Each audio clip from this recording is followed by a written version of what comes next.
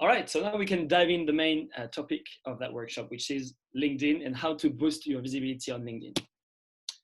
Right, so first thing is I want to introduce you to a concept that is called the SSI, standing for Social Selling Index.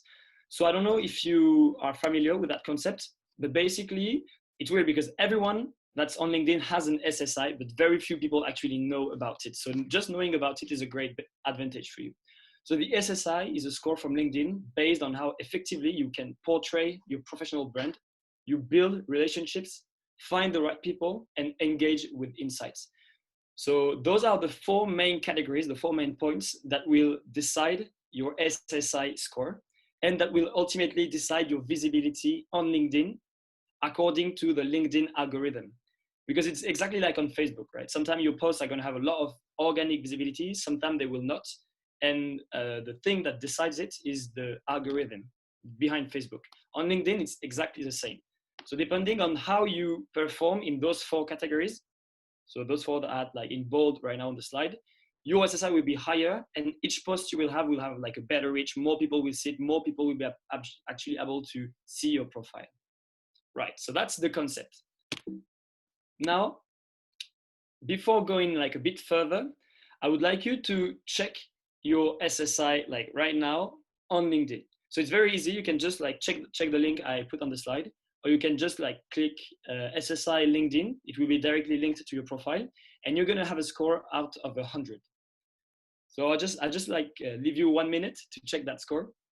And if you can write your score in the comments, or just like say it out loud, just to have like kind of an idea of where you are. Do not worry if your score is low. It's completely normal, because if you do not know about it, or if you're not very active on LinkedIn, it's completely normal. Hold on, let me try to share this link with them. All right, 56, Victor, right? That's pretty nice. 52, all right.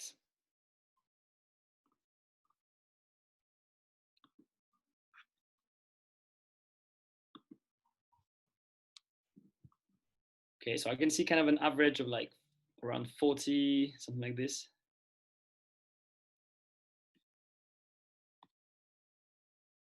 All right, great. Well, actually, like some of you have like pretty great scores. So I don't know if you were already like aware of the SSI, if you already knew that concept. No? Nope, I didn't know. No? No. Okay, nice. So now the workshop is going to be even more interesting. All right, well, thank you very much for sending those numbers. Okay, so now the idea is like, so you have that score right now, and through the tips and tricks I'm going to share with you, you will definitely be able to boost that score. So maybe before the end of the session, but also during the next few days, weeks, and months. All right, just going to move that.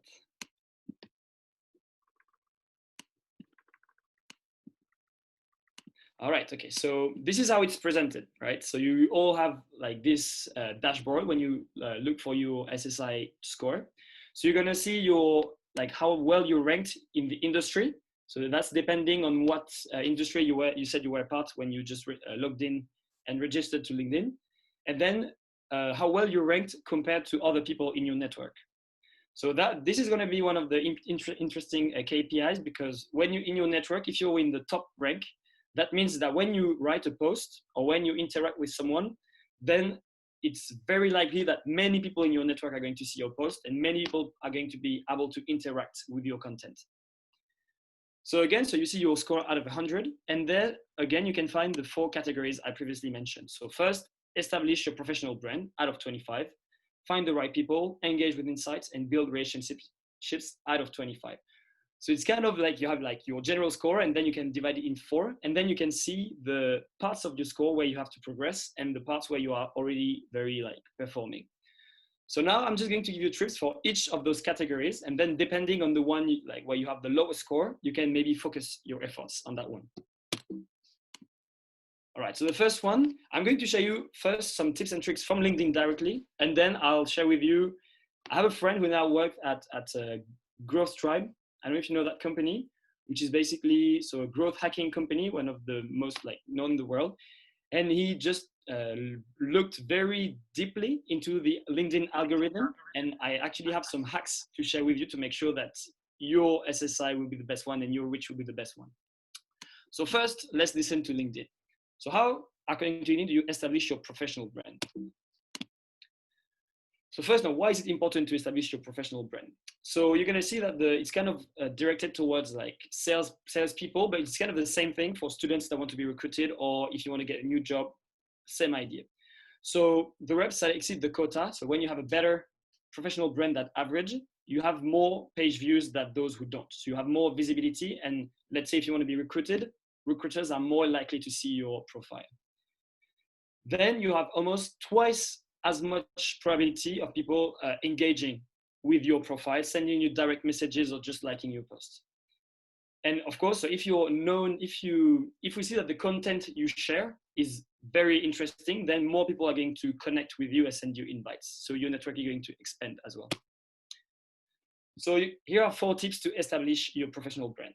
So the first thing, I don't know if you're a complete beginner, if you just joined LinkedIn, or if you've been on LinkedIn for years already.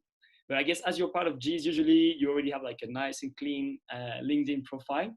But first is to make sure that you complete your profile 100% entirely. There should be no blanks in your LinkedIn profile. So of course, have a profile picture. So like a clean profile picture, a headline, a summary, and put all your experiences. So of course, the professional experiences, but also the extracurricular experiences. That's what many recruiters want to see. And actually, Agorize, participating in Agorize Challenge is an extracurricular activity that is directly linked to sometimes your academic experience or professional experience. And the summary. So actually, I don't know if many of you have that in your LinkedIn profile, but that's kind of the few sentences you can put at the top of your profile and just below your profile picture. So when someone lands on your profile, and especially recruiters, it's basically the first thing they're going to see with your profile picture. So my tip would be, when you write that summary, make sure to write something that's very personal. So you can write something that's actual. So what you're doing right now, so student, second year at that university, looking for a job. And then under that, you can write what you like, what you're passionate about. If you want to, what kind of topics you like to discuss, if you're ready to have like kind of an online conversation with recruiters if they're interested. So make sure to do something that's first personal and two engaging. Then so add rich content highlighting you as a thought leader. Okay, so that's very kind of ambitious, and I'm trying to do it, but it's very hard. I'm not the kind of guy that's going to post a lot of content on social media and LinkedIn either, but right now I'm trying to do it more often, because the content you post on LinkedIn can be, first, it has to be very interesting, and again, it has to be very personal. There is no interest in posting something just for posting it, just for the sake of posting it. People will not engage a lot of time with your content. So you have to make sure that whenever you post content, it's something that's directly related to you and a topic that you like or you want to go further into. So you can, for example, include examples of your work on your profile in Rich Multimedia to share and with prospects. Okay, so the idea, if you have even academic projects you're very proud of, or something you can do outside of university, maybe you work with, I don't know, non-profit, you do some like other works, then writing a story about that work, sharing a presentation you did for that extra job is what people want to see, right? And it's something that you have to be very engaged about, because when you post that, and this is going to be one of my next tip, one of the main things you have to do on LinkedIn is to create a conversation, create a discussion, like start a debate. So you want people to actually comment your post, ask you questions, and then you can directly interact with them. And recruiters also, that's what they want to see, right? If they go on your profile, they see that you have loads of interests, but then you have nothing on your profile to prove it, then they'll definitely believe in you, but they have nothing tangible until they directly speak to you. So kind of posting a preview of what you do, like some presentations or some thoughts about some topics, is very interesting and very relevant for recruiters. Yeah, also, I don't know if some of you have like projects like entrepreneurial ventures on the side, but posting, as it says, like overview of your company's products or mission is always a great idea on LinkedIn, because it shows that you have like an entrepreneurial mind And you never know, maybe someone's going to be interested and contact you for commercial purposes. Increase visibility by posting and interacting with content. Okay, so that's directly linked to the LinkedIn algorithm. The more you post and the more you interact, so basically the more you're active on the platform, the more visible your next posts are going to be, and the more visible your comments also are going to be. So if you share high quality information, it's more likely that people will actually engage in it. So they will like it, they will comment it, and they will even better share it. And then when you do that, and the algorithm sees that whenever you do a post, many people engage with it, then your SSI is going to go through the roof. And then when you're going to do a post, or when you're going to say, I'm looking for a job, your message is going to be top of the list. It's going to appear like top of the feed for every recruiter. And okay, there is something in that small text that's very relevant as well, and contextually appropriate for followers. So make sure to know who are the people you connect with, right?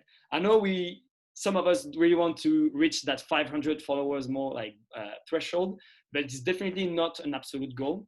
And it's better to kind of at least meet once the people you have in your network, rather than just accepting everyone, so that you can actually know the people who you're connected with on LinkedIn, and you can share content that's appropriate for those people. And finally, the last tip directly from LinkedIn is to generate endorsements from customers and colleagues.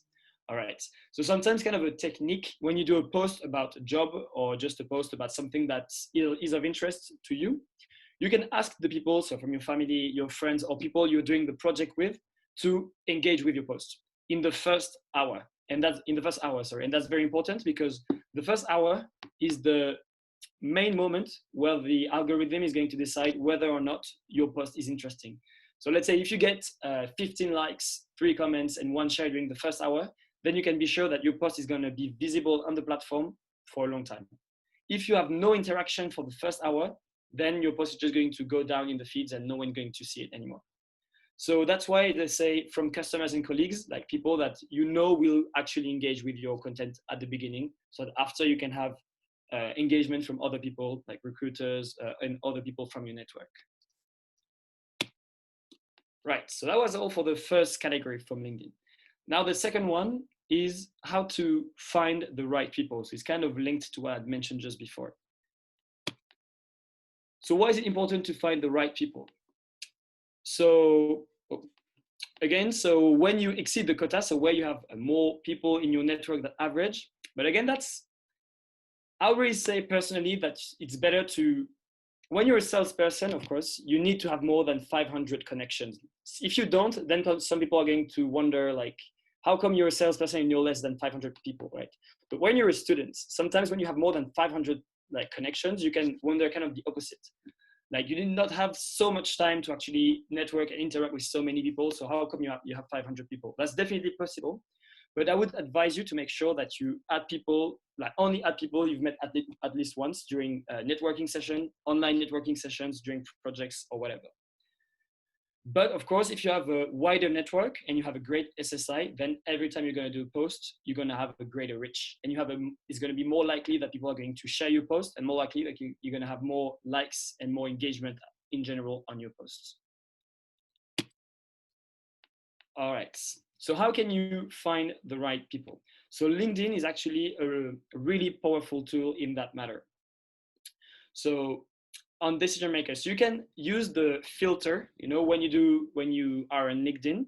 So you have, I don't know if some of you have LinkedIn Pro, like the Pro version, that version. Then there is, again, Sales Navigator, which is like even better when you have like thousands of filters. But even if you have the basic version, when you are looking for someone, you can use some filters. And for example, if you're looking for job opportunities, this is actually how I landed my job. So I definitely recommend that technique, is that you can filter out people by the university they went to, by the country they're currently living in, and by the industry their company is working on. So by using those 3 filters, you can find, for example, let's say 500 people that study in the same university or college or school as you, who work in the country you want to go. So it can be your country or another country, and in the industry you want to work in. So by doing those 3 filters, you're going to have a list of people.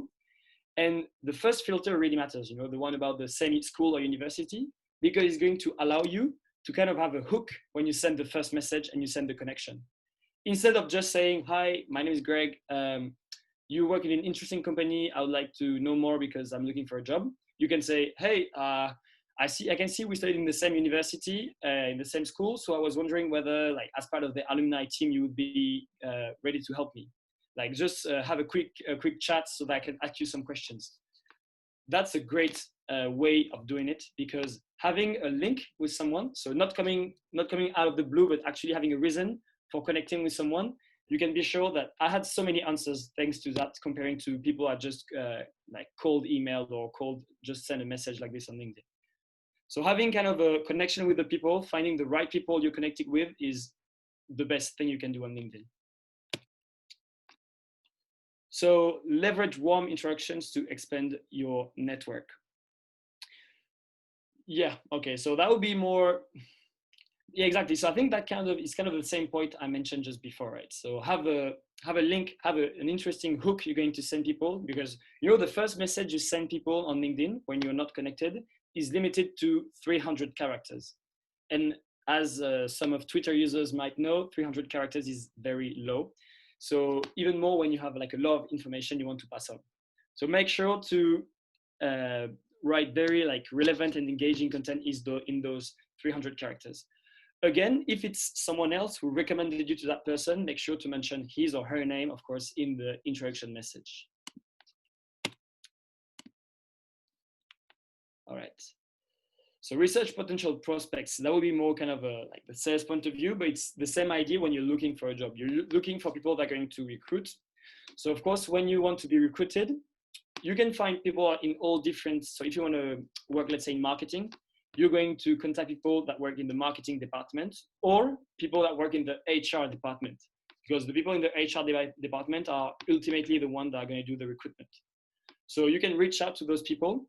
And what I would say, when you're actually looking for a job, so it's very specific to that case, of course you can say, I'm looking for an opportunity, I'm looking for a job, but if you write that on your LinkedIn profile, then they're going to know it anyway because they're going to check your profile. So I would say that you should use the 300 characters to rather say that you are interested in a discussion about the industry or about a topic that is of interest of both of you, just to make sure that they don't feel that you just connect with them to have a job.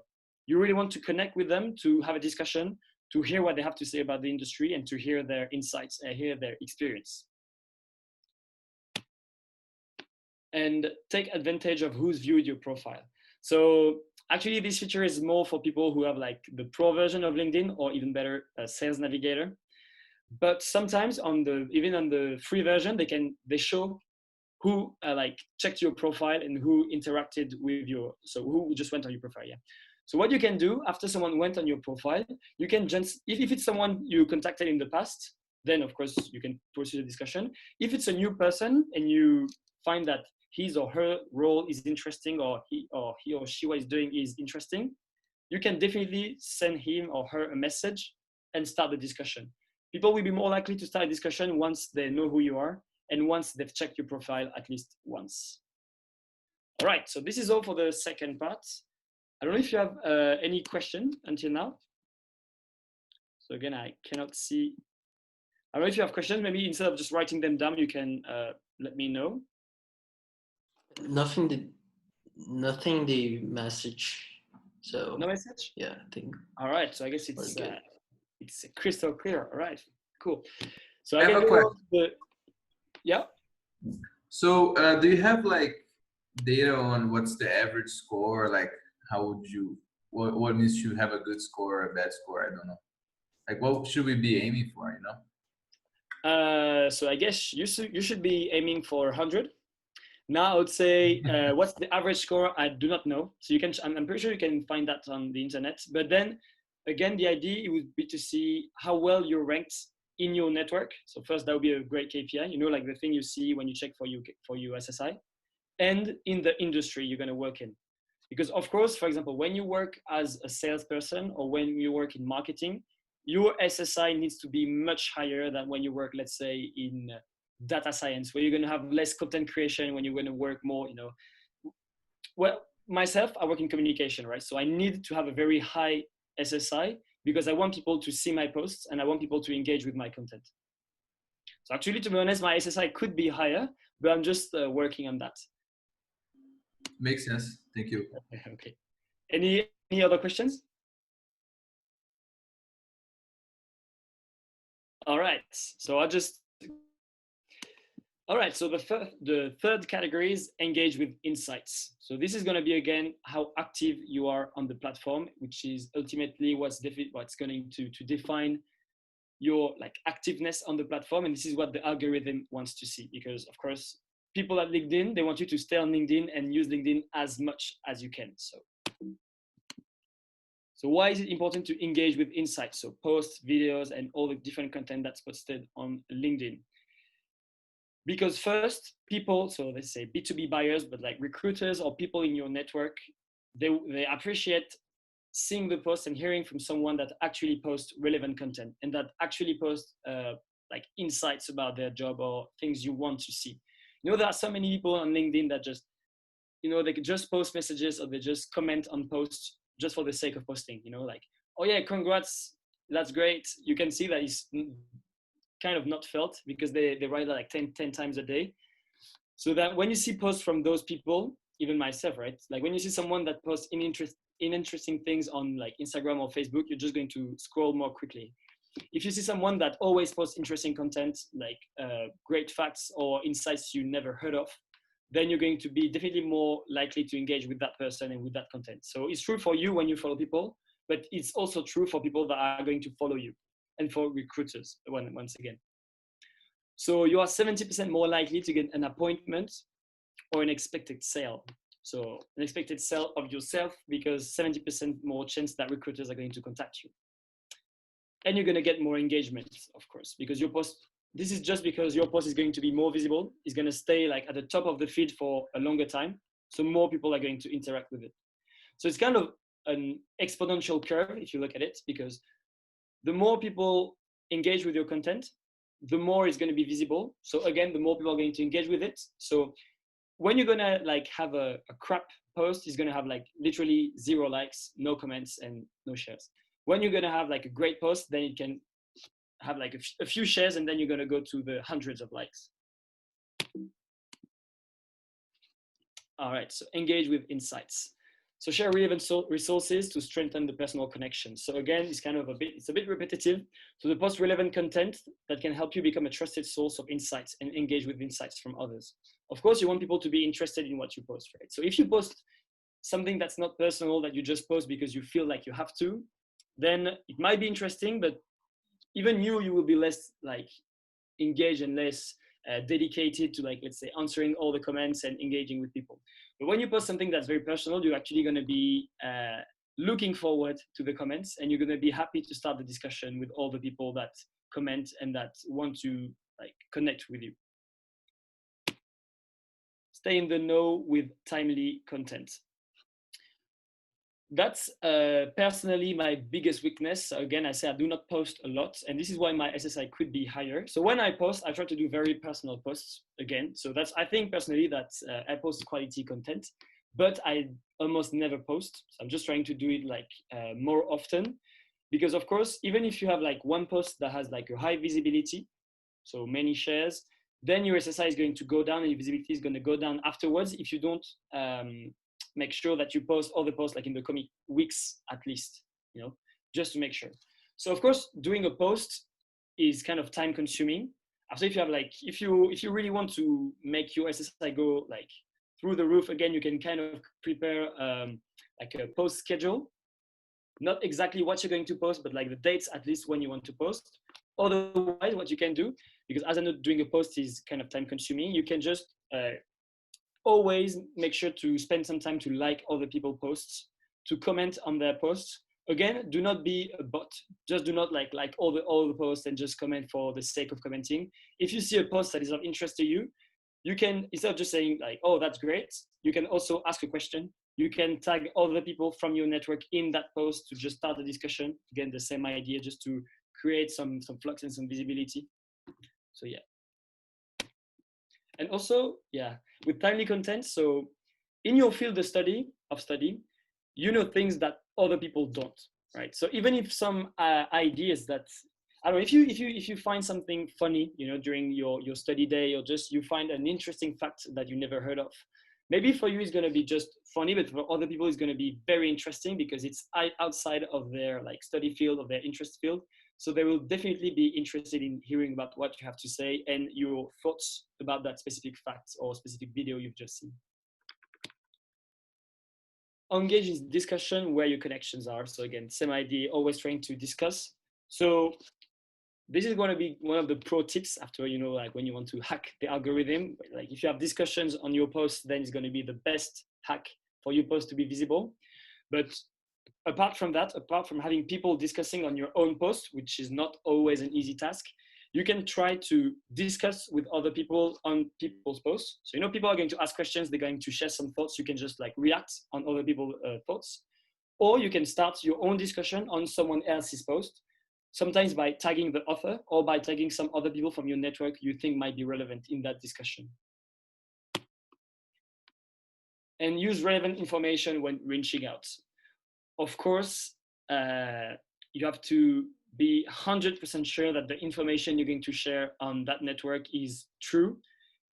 I mean, this is true for all social media platforms where you don't want to convey fake news, but when you convey like fake statistics or you convey fake information about your study field or about anything in general, and then you have like some experts from the field that actually come and say, sorry, that's not true, or the algorithm spots that you've posted the wrong information, this is just going to kill your SSI, and it's going to kill like all the visibility of the post you're going to do afterwards.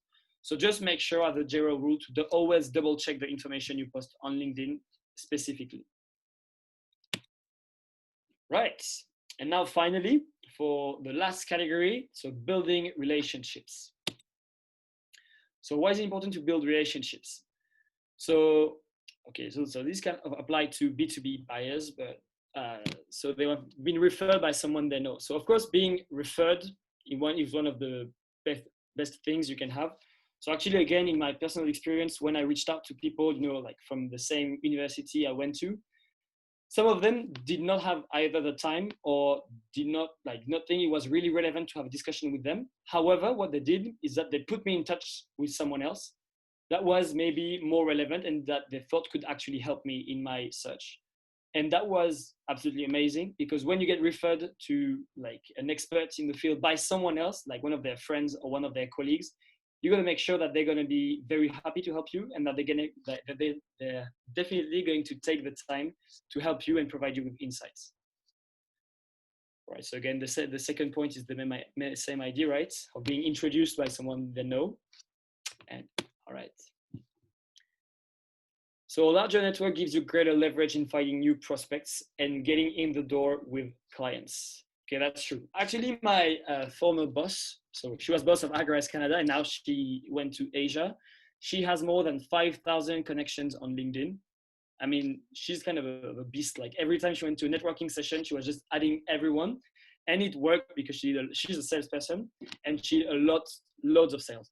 But right now, even she says that when she goes on her LinkedIn feeds, she sees, of course, like the person she most interacts with, because that's what the algorithm does. But sometimes she just sees information she has no idea where it's coming from, like people she just forgot about that appear in her feed. So I would say, yeah, of course, connect with contacts that are relevant. Make sure to widen your network. The more people you can, the better, the more visibility you're going to have. But again, make sure just not to add every single one person that appears in your suggestions or every person in the industry. Focus on decision makers. All right, so again, that's kind of targeted for salespeople, because you want decision makers that are actually able to take decisions. But for you, I'll say,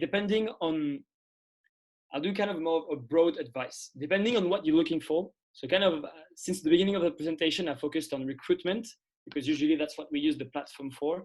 But if you want to promote some content about one of your projects at your junior enterprise, or if you want to do something else, make sure to first determine what your goal is going to be. Once this is done, kind of try to think about a persona. So persona is like the typical person you would like that information so the person you would have that information to arrive to. Like you want that person to see that information and to interact with.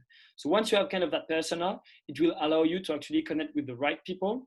And when you connect with them, as it's like the person that you really intended the post for, the information you're going to share with them is going to be very pertinent and very relevant. Connect internally. All right, so it's not a very relevant advice. And nurture relationships. So again, right now what I'm saying about the SSI, even if you follow all those tips and even more the pro tips I'm going to give you afterwards, you can make your SSI increase by tonight, by some points, like 2-3 points. Okay, so something you have to know about the SSI as well. The lower your score is, the easier it is to go higher. So if right now you have 5, then by tonight you can go up to 20 if you just do like the right things. If right now you're already at 55, 60, then it's going to be way harder for you to gain that extra point. So you're definitely going to have a higher score if you follow those tips, but you have to make sure to do it regularly and not like, let's say, do all the efforts today and then not do anything for a few weeks. Like the algorithm takes into account the regularity of your posts. So of your posts, but also of your interaction with everyone and even the discussions you have with your connections. So that's what this advice makes reference to: nurture your relationships. And even so, again, for recruitment, sometimes people won't have an opportunity for you the first day you contact them. But if they see that you're very motivated, you've been very honest with them, you actually have you just discussed over a cup of coffee, like online cup of coffee during COVID time, they will think about you when they want to recruit someone next week, next month, or in a few months. So just think about the medium and long term as well, and not only about the short term. All right, so that's it about the LinkedIn tips. So what's coming directly from the platform. After that, I'll share with you, so as I said, some hacks from my friend at the Growth Tribe and some personal tips I've personally experienced. But before moving on to that part, do you have any questions about the 4 categories I just talked about? Yeah, Yes. I have a question, Greg. Who is speaking? I cannot see. Oh, Francis. All right, Francis. Yeah, I don't have my camera on. So with regards to the last point you made, building relationships and more specifically nurturing relationships, I hardly ever reach out through messages to recruiters or anyone looking to hire. So if I'm trying to do that, am I trying to get a conversation going first? Because like you said, you don't want to reach out and be like, hey, can you hire me immediately? So am I just trying to build that conversation about a particular idea or particular topic, and then over time see how it goes? Because I've never had the courage, I guess, to just directly send messages to recruiters. How would you advise me on starting that process? Well, that's a great question, and actually it's completely normal not having the reflex of sending messages to people. So I would say, again, you said it, I said it, you should not say, yeah, I'm contacting you because I want to be hired. The idea is really to say something to show the link that you have. So the hook is kind of like doing a hook in the first message you're going to send, because afterward that person, if she or he is interested, is going to look at your profile, and then you're going to have much more information about yourself. You can say that you're looking for an opportunity on your profile, so you do not need to mention in the first message. So I would say find a way to have that hook. Mine was to find people that went to the same university as I went. You can find people that did kind of the same extracurricular activities as you did. You can also find people that are interested by the same topics that you are. So you can do that by using the filters and typing in some keywords, and then use that hook to start your message. So saying, you can say, hi, I'm Francis, then a very short sentence about yourself, like I'm second, third year, I'm students at that university. I can see that, and then that's the hook. You went to the same university, you are interested, or you have experience in that area. I'm very interested by that, and I would love to discuss it with you. Would you have 30 minutes to dedicate me? Thank you so much. And then that's it. And then you can see what people, sometimes you're going to be very surprised with messages, you can find someone that's going to be amazingly passionate about the area of interest. So they're going to answer you, and after that, you're going to have like an hour-long call. So you never know. All right, that makes sense. Thanks. Pleasure. Yeah, just to add to that, Greg, from a personal experience, I remember last semester I was looking for an internship, and I used to cold mail or cold message a lot of recruiters in my from my LinkedIn, just like not even connecting with them, just like trying to connect, send the invitation, and then just send them a message right after. None of them responded to me, so. But I remember one of them did. But what I used was exactly what you said. He was a VP from Anheuser-Busch in the United States. He went to Purdue University. He majored in the same major as I majored, mechanical engineering, and then he also did a study abroad in China, which is something that I wanted to do. So I just sent me a really very like short and efficient message, and we had like a really long conversation after that.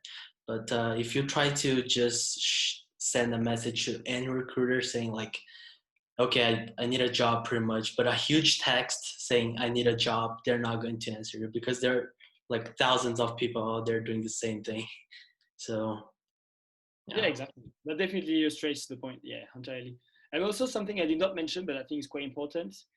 You can try to send messages to basically everyone on LinkedIn. You never know what's going to happen but you know so you have first, second, and third degree connection. First degree are the people you're directly connected with. Second is like you have a connection in common. And third is someone you do not have any connection with. So if you try to reach out to new people, you're going to be much more successful by reaching out to second degree connection, because when they see your invites, they're going to see that you have someone in common. And this is definitely something that reassures. Even if that person is someone you do not really know, then is going to help. Of course, this should not be a barrier. If you see someone like a third degree connection that does something you love, then you can definitely send a message with like personal projects or a common point. All right, yeah, no, that was a great story. Do you have any like other stories such as the story Lucas just shared, or any questions?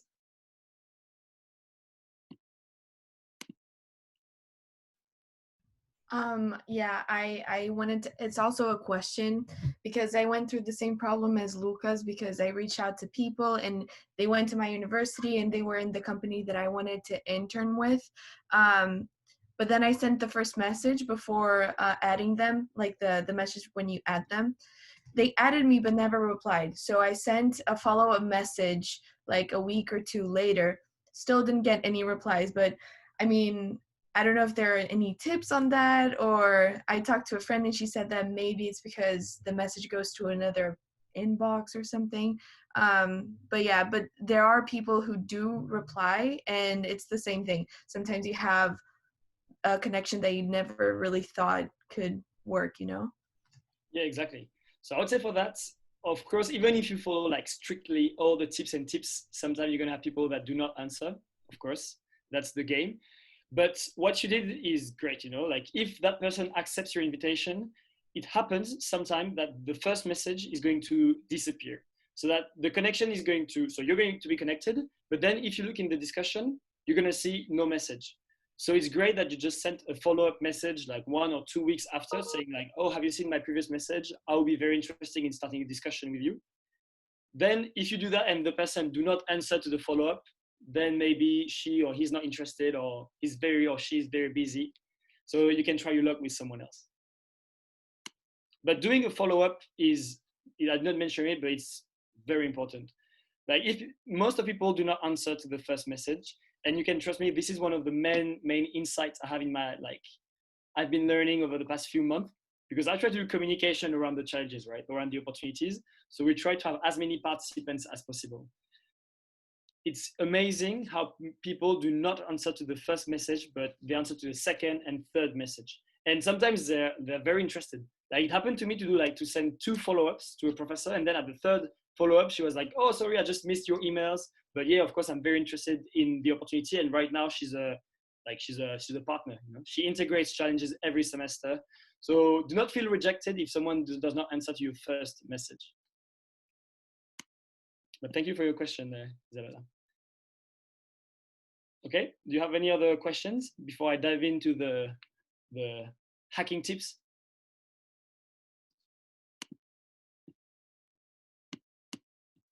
All right, I think we're good. All right, so I can move on to the next part of the presentation. All right, so as I said, so everything I showed you until now is literally what LinkedIn says. So based on their algorithm. Now, there are some more like technical things you can know when you actually look at the algorithm itself. I'm not very familiar with coding or with like anything linked to like algorithm in that matter, but I have my friend who is, and who like kind of took out the main tips you have to follow if you want to break and hack the algorithm to make sure that you have the best visibility you can get on all of your posts. So right, you have to know your network and people you want to target. So, okay, this is kind of an easy tip. I already mentioned it before. Depending on the people you have in your network, you're gonna like share differentiated content depending on the goal you have as well with like your different posts, and you're going to formulate your posts differently. So let's say if you're a student, you have a network of students, then you're gonna like do posts maybe that are a bit more familiar. You know, you can post emojis. If you only have like let's say very formal people and recruiters in your network, and you want to be recruited, maybe you're gonna do something very like much more formal, right? Use very formal words, formal like wording. Okay, so that's very important. But as a general idea, so LinkedIn is more like work related. So you will post less emojis on LinkedIn that you do maybe on Instagram or Facebook or Twitter. Right. So now in the algorithm, if you look at it, it's you can see that it's the first hour of engagement that determines whether your content is interesting or not.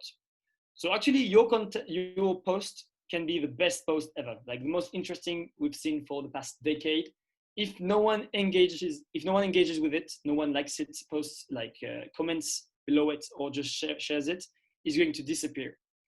So no one on LinkedIn is going to see it afterwards. So you really need people to engage with your content. So there are some companies when they, you know, we have like internal communication tools. Sometimes some people do it when they want to have the best visibility for their Agorize post. They just say, oh, look, I've posted a post on LinkedIn. Can you please just comment on it or like it? And if during the first hour you have like that first push, then after that, all the more interesting reactions are going to come as well, because your post is going to be at the top of the feed for longer. Right, so that's very important. Okay, another tip is that you have to post between 10 a.m. and 12 p.m. because those two, if you want to have like if you do a post about like you want to be recruited, or you want to post some content about your GE or some content about anything, it's the time when your post is going to be higher on the feeds for the longer period of time. So it is where it is most likely that people will interact with it. And this is like kind of your network is kind of irrelevant, because you know sometimes when someone from your network likes your post, then all the people from their network is also going to see it. You know, like that person liked that post, and it's going to be your post on someone else's feed. So this is more likely to happen between 10 a.m. and 12 p.m. All right. Do not share posts without adding your own description. It can kill your reach. That means that, you know, sometimes even if you find something extremely interesting, make sure that when you repost the video, if you repost it, to write kind of your reaction to it when you repost it. Or you can, even better, you can write your reaction and tag people also when you do that, so that you have more people that are going to engage with. If you simply share the video, then LinkedIn will consider that you're not a content creator, but you're simply someone that shares what other people do. So it will like it will say that you're a bit active, but not as active as a content creator. So when you just write a small text, then you will become a content creator. Right, so I wrote that, do not share posts without adding your own description, but my friend, he said, do not do it at all. He said, instead, it's better to give your opinion on an article written by someone else and tag that person. So he says that instead of just sharing the post and writing what you think about it, even if that's great, and I think you can do it, he says it's better to actually go on the original post, if it's on LinkedIn, and then going to the comment section and writing your thoughts directly instead of just reposting it on your feed. Because when you comment on a post, people in your network are going to see the post as well. even more if you tag people in your comment. If you say, okay, oh, okay, that's very interesting, but I think that, and then you can say, you, and you. So you tag 3 people from your network. What do you think about that video? What do you think about what I think about that video? And then you can kind of create a chain reaction. People can react to your comment and you can start a discussion. Create a debate with your audience by asking questions. Okay, so that's maybe one of the most important points of the entire presentation. And that's for you GEs. It's a very like advice I advise you to follow. When you do a post, and that's on any social media platform, not only LinkedIn, make sure to finish your post by saying, like, you want people to react, you want people to connect, you want people to comment, sorry, on your post. Saying, so what do you think about that post? You can react in the comments. Or you can even like write kind of a thought-provoking idea at the end and then ask people to just react to that. But if you create a debate and people start like debating on your video, on your post, or on your like content as a whole, then the visibility is going to be amazing. So it's even more if you want to share like information about an event and you actually want people to attend that event, then creating a debate around it is the best way to get more people to attend. Do not put external links in your posts. LinkedIn wants its user to stay on LinkedIn. Okay, so that's an important trick. So if you find a YouTube video that's very interesting or a post on Facebook, you should not put it in the post you're writing. What you should do is write your post saying, I saw a very interesting YouTube video. It speaks about I thought that about it. What do you think about it as well? Like, let's start a discussion. And then sometimes you can put the YouTube link in that post. If you do that, LinkedIn is going to spot that the video is not from LinkedIn. So it's going to lower the visibility of your post because it does not want to promote content from other platforms. However, what you can do to avoid and bypass that algorithm trick is to post the link directly in the comments. If you say, look in the comments for the full video, for the full post, then the first comment is going to be you sharing the link and then people reacting to it. So it's a simple and easy way, not only to boost the visibility of your post, but also to have the first comment to then start the discussion. So again, after that, I'm going to show you kind of the template of the perfect post. But what you can do, like kind of the ideal post would be you write the description of the video of the post you're going to talk about. You put the link of that post in the comment, and in the next comment, you tag people you want to interact with. Say, I think that video could be very interesting and relevant for you. And then you tag everyone. What do you think about it? And then boom, it starts. Right, do not tag people you're not connected with, only first connections. And that's also very important. I mean, if you tag, let's say, Bill Gates, Usain Bolt, and Elon Musk on your post, they're never going to see it. Then it's useless. I mean, you can say, oh, that's something from Bill Gates, but even if you tag him in your post, it's going to change nothing about the visibility. It can actually even decrease your visibility. So make sure that even, let's say, when you attend an event with someone, that's kind of like the usual post you see on LinkedIn, like, oh, thank you so much. And then you tag the people for organizing that amazing event. It was nice having that speaking opportunity with. So that's why when you participate in an event, make sure to add the people you want to mention in your post afterward, if you want to do a post. So you can actually do a post, tag people, and the algorithm will boost your visibility. And I can just see that the third point is the same as for the last slide. So I just wanted to highlight how important it is. All right, so those are kind of the pro tips. So now for the post template I just mentioned. So first you have the title or the hook with emojis. Again, so yes, you can put an emoji to kind of attract the eye, it's going to be the hook, but make sure not to put too many emojis on LinkedIn because it's not the platform to use that many emojis. But having one emoji at the beginning of your post can be something that attracts the eye and people will want to like. It's going to be more kind of a chill and fun content that some other posts people can see. Then you can develop the subject and create value with tips, tools, or interesting news. But again, that idea of value creation. People want to learn new things. You want to learn new things, right? So if you see things that and new ideas that you never heard of or never thought of on LinkedIn, is going to be way more interesting than someone just like sharing the CV and information you're very not interested in. Show how it can be related to your activity. So again, engage personally with that content, show and explain why you share the information, just to show that you've actually thought about it. So it's kind of the same idea as when you're connecting with someone, you want to show that you've connected with that person for a reason, for a specific reason. When you share a post for a specific reason. You have some knowledge about that. You want to have more knowledge about that topic. So make sure to follow that rule. Invitation to debate, again, golden rule. And then tag contacts in comments and put your link if you have one. So that's exactly what I said before. All right, so that's it. Now I just, after that, I'm going to talk about like the few challenge opportunities we have on Agorize, because actually having some extracurricular activities on your LinkedIn profile will help you have a better visibility. So have certifications, such as like the Microsoft ones or certifications from any company is a great way to have a like more visible and more engaging profile on LinkedIn for recruiters. And the great thing is that when you participate in Agorize challenges, even if you're not selected in the second round, you're going to get a certificate of participation, and we give you a badge you can add on LinkedIn. So this is definitely going to boost your SSI by 1 or 2 points, maybe 1 point if you're already like higher than 50, but otherwise maybe 2 points. All right, so before giving you more information about those challenges, do you have any questions? Or do you want me to elaborate a bit more on one of the points I mentioned? Greg, I do have a question. So a lot of us here are part of the junior enterprise movement, and a lot of the junior enterprise, I would say all of them have like LinkedIn profile. Does these serve as well for pages or just individual profiles? These have all the tips that I gave work for both. Okay. So it works for personal pages, so for your personal profile, but also for the GE page, of course.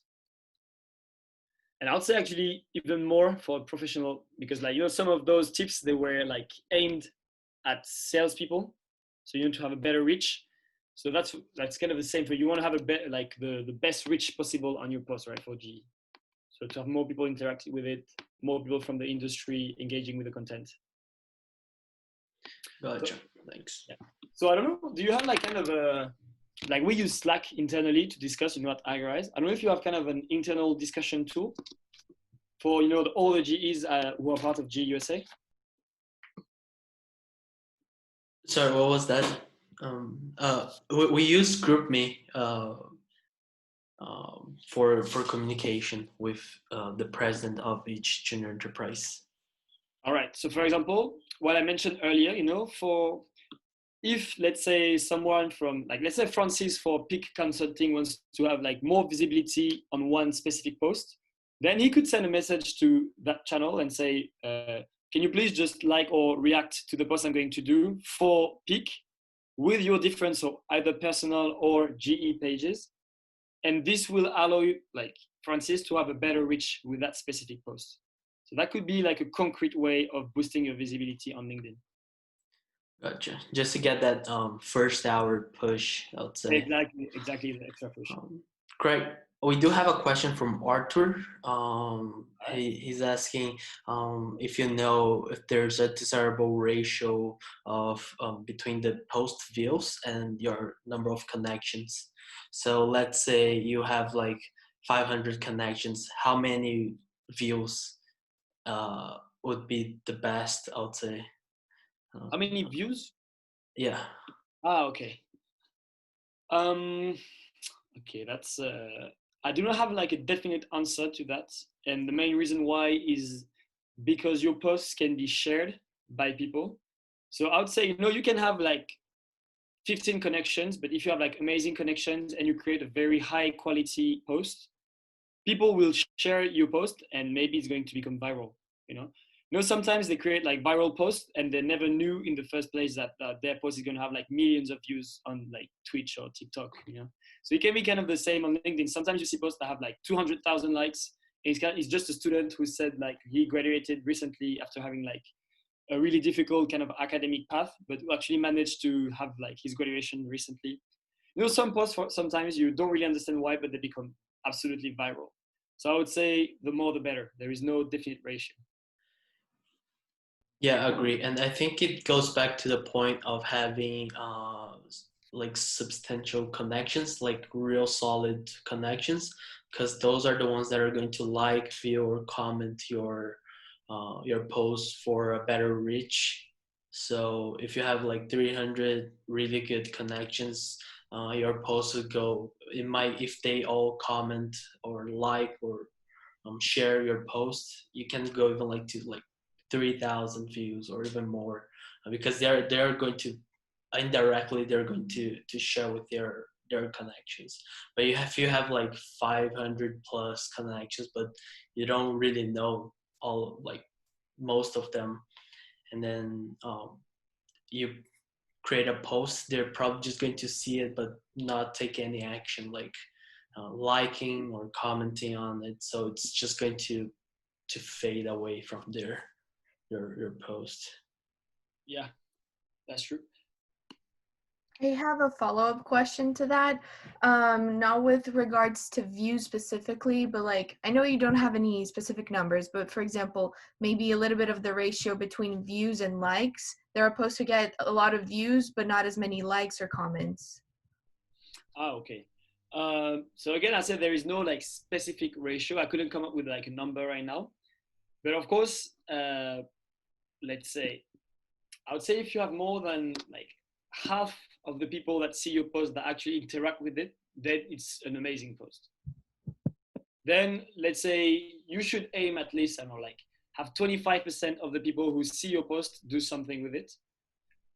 So yeah, maybe even 25% is a bit high. Let's say kind of between 15 and 20%. So if you have like more than 500 connections, if you do a very interesting post, you can hope for more than 100 interactions, either like likes or posts or shares. Everything like added together, of course. But again, it's kind of, I'd say if it's your first post, then you should not, like, you will definitely not reach that number, except if you become viral and you have like I don't know, like you post something that's amazingly interesting, which I do not doubt at all, by the way. But of course, if you post regularly, then you are much more likely to have a high ratio. Yeah, and I also thank you for this answer. It's very helpful. And also I wanted to ask you about these external links because I do use it a lot in posts, but also on my profile. So for example, for when I was talking about Hexa, we had an interview, so I put that in my profile just, you know, people can click on it and see what Hexa is all about. Would you recommend putting external links on our profiles, on our experiences, or no, just explaining what it is?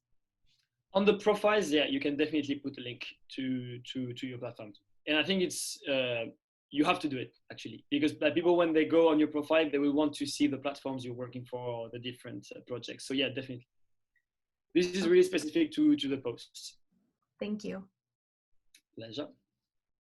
All right, so I don't know if some of you have like some specific projects right now, things you want to achieve either personally or you with your GE, and you have like you're wondering how to achieve those on LinkedIn. So I don't know if you have specific questions about that. Maybe things I did not mention in the presentation.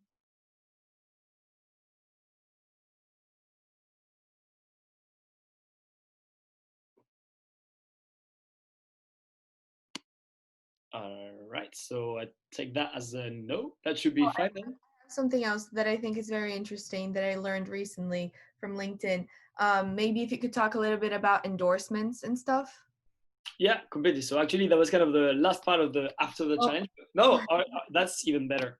So actually, that's one of the ways you could increase your SSI drastically right now.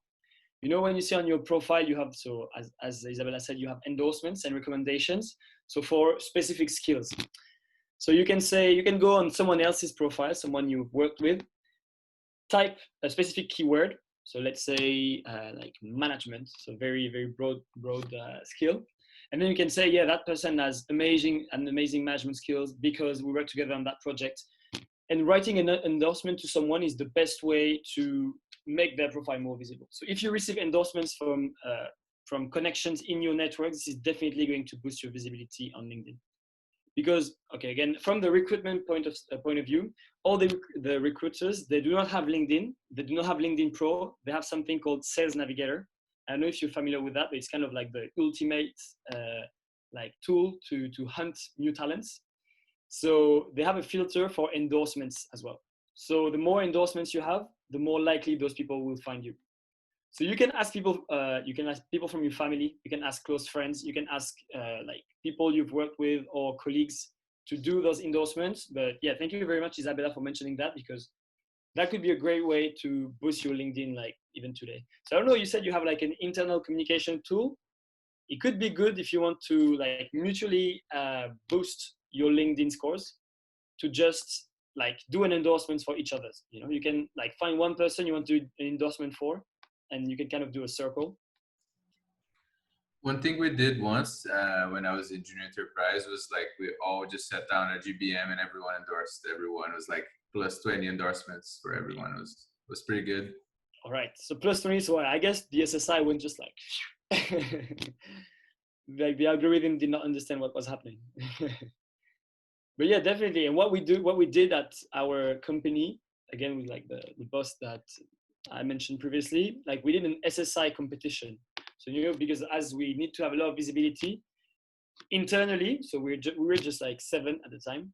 So we're just trying to have to see who would manage to have the biggest improvement in SSI over the course of 2 weeks. So that could be something you could do within your GE or like with GUSA as a whole, and kind of have a ranking. And what I'm going to do is I'm going to share that presentation with Lucas afterwards, so you can have all the tips. And if you do like such competition or just like internally or other G, like with the entire GUSA, you can just rely on those tips. All right, so other questions or other like success stories on LinkedIn you want to share?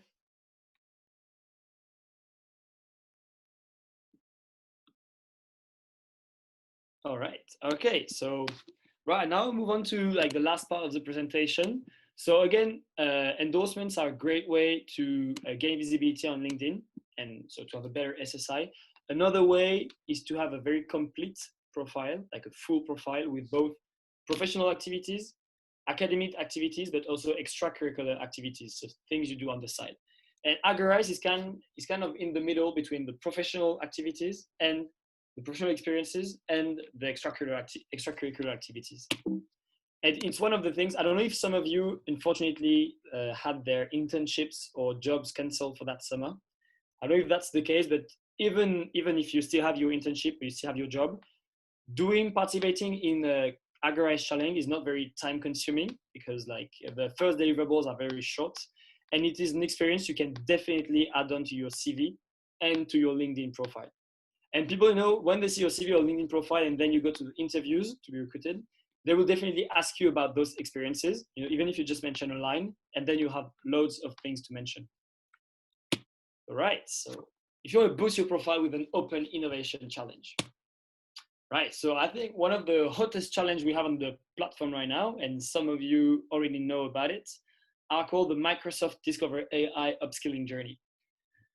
So Microsoft is one of our most recurring clients, and right now they're doing a challenge.